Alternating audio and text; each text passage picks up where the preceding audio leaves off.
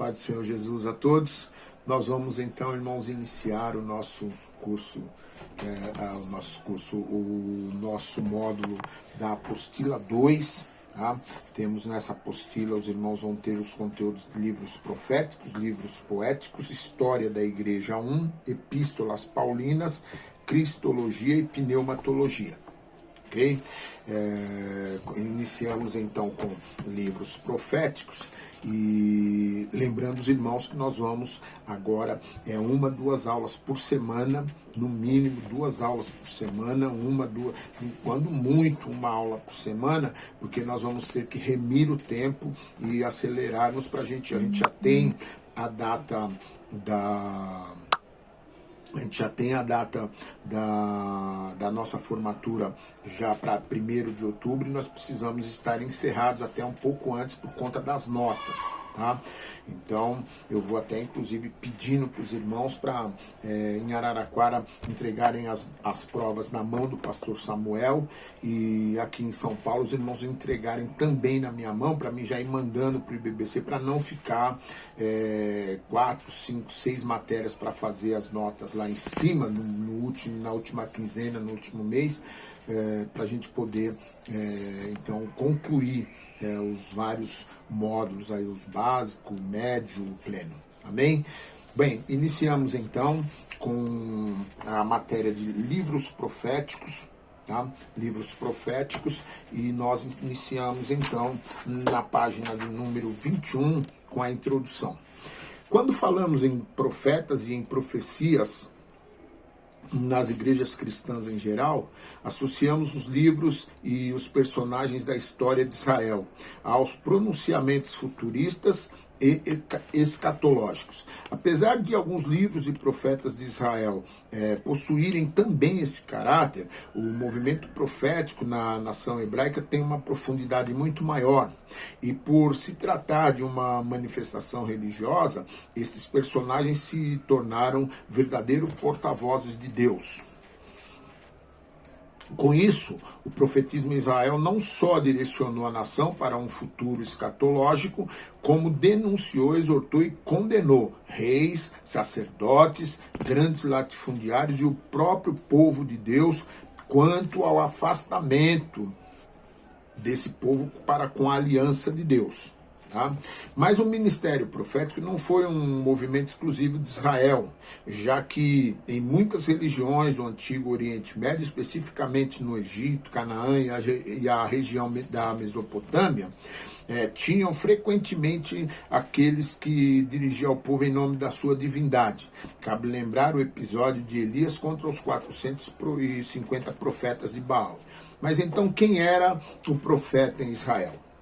O termo mais frequente utilizado em hebraico para profeta é Nabi. Outro título era vidente, pela tendência do profeta a receber visões reveladoras. A forma de reconhecimento do profeta estava no conteúdo de sua profecia, ou seja, para Israel não havia distinção de profetas falsos, de profetas e falsos profetas. Antes da sua profecia, cumpriam 2 requisitos importantes para a confirmação dos ministérios. O primeiro, o profeta deveria anunciar e falar por Deus. E o segundo ponto, o cumprimento da profecia. A profecia se divide em 2 períodos principais, pré-clássico e o período clássico. Profecia pré-clássica. No início da história de Israel, os profetas detinham a liderança. Exemplos claros são o próprio Moisés, que exerceu o papel profético em Israel, e Débora, que mais tarde supriu essa liderança durante o período dos juízes. Outro exemplo de profeta pré-monárquico foi Samuel, o qual foi fundamental na transição para o regime monárquico. Apesar de ter sido importante e relevante para o profetismo, não há livros que reúnam as profecias nesse período, apenas oráculos dispersos relatados nos livros históricos. A profecia clássica. Essa é a fase mais conhecida da profecia israelita. Tendo seu início no século 8 a.C., durante o reinado de Jeroboão, no Reino do Norte, Israel, com Amós e Oséias, iniciando o movimento. Já no Reino do Sul, os primeiros foram Miqueias e Isaías. A mensagem não é dirigida apenas ao rei, mas a todos os israelitas. Dessa forma, tornaram-se profetas sócio-espirituais, o que os pré-clássicos nunca foram. As denúncias da profecia clássica. Há 3 tipos de denúncias básicas que corromperam a santidade de Israel e a comunhão com seu Deus. A primeira, religiosa; a segunda, política; e a terceira, econômica. Os tipos de oráculos, ou seja, profecias. Havia 4 tipos de oráculos que compunham a mensagem dos profetas: oráculos de acusação, oráculos de julgamento, oráculos de instrução e oráculos de consequência ou esperança. Podemos observar uma característica diferenciadora importante entre a mensagem dos profetas clássicos anteriores e aos posteriores ao exílio. Os pré-exílicos, que profetizaram antes do exílio, se destacam principalmente pela denúncia à idolatria, o ritualismo e a injustiça social, enquanto os pós-exílicos criticavam o povo em não honrar a Deus. Por isso, ao iniciar o estudo dos profetas, considere algo importante, que a profecia é um resumo explicativo da realização do plano de Deus, não mera previsão. Isto é, o relevante não é apenas o seu cumprimento antes, são as suas causas. Ok? Então nós vamos para o primeiro profeta, o profeta Isaías, na página 23. Profeta atuante na segunda metade do século 8 a.C., ele profetizou entre 740 e 700 antes do nascimento de Cristo, tanto em Judá como em Israel, nos tempos de Uzias, Jotão, Acás, Ezequias e esses reis de Judá. Bem, autoria. A autoria do livro do profeta Isaías é comumente aceita no círculo cristão judaico, a autoria de Isaías e o profeta do século 8. Contudo, existem algumas correntes teológicas modernas que acreditam numa dupla, Deutero Isaías, e até tripla, Trito Isaías, autoria, com ou 2 pessoas escreveram ou 3 pessoas. Essa linha teológica defende primeiramente o rei Ciro, persa, citado no capítulo 45, versículo 1, não teria vivido no mesmo período de Isaías, mas segundo dados arqueológicos, por volta de 200 anos mais tarde. Outro motivo de discussão seria a direção literária que o livro toma. Dos capítulos 1 a 39, os oráculos estão permeados de acusação e julgamento, sendo estes escritos de 1 a 6 ou mesmo compilados. E dos 7 a 39 por Isaías. Já os capítulos 40 a 55 teriam sido escritos por um profeta exílico no século 6, enquanto os capítulos 56 a 66 conteriam oráculos escritos por outro também no período do exílio, mais ou menos no século 6. Porém, na Palestina não se encontram oráculos de acusação e julgamento antes de esperança e restauração do reino. Apesar das discussões entre as correntes, uma coisa é sabida: os profetas eram, em primeiro lugar, pregadores. Isso quer dizer que o seu ministério original era oral, não escrito. Os seus oráculos anunciados oralmente em situações específicas para plateias específicas.